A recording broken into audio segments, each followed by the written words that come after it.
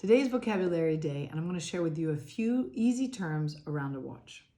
So this is the head of the watch. Usually it holds everything together.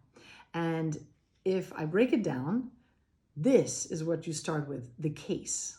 All right, the case is where all the design starts and the look of the watch starts.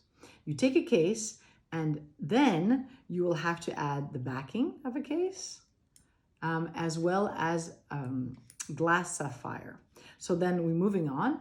So this would be the head, the case. Now you're going to see also the dial inside. The dial is like the face of the watch.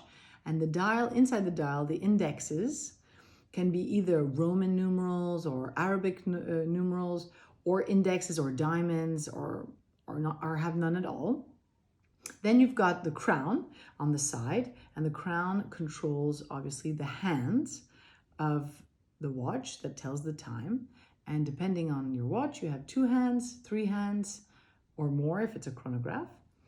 And also, let's not forget the bezel. The bezel is very important. The bezel usually either holds the glass, but it's this part around the dial that you can put diamonds or mother of pearl like we have, or any other kind of design.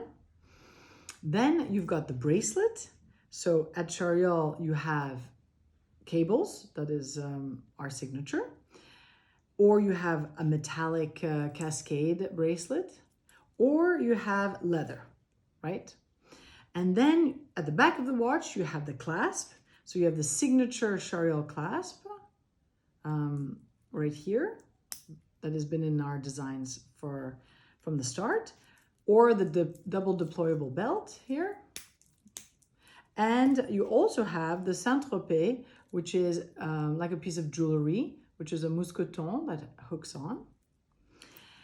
And lastly, you have the movement. So the movement can either be a quartz movement or an automatic movement. Like in this watch, there's an automatic movement.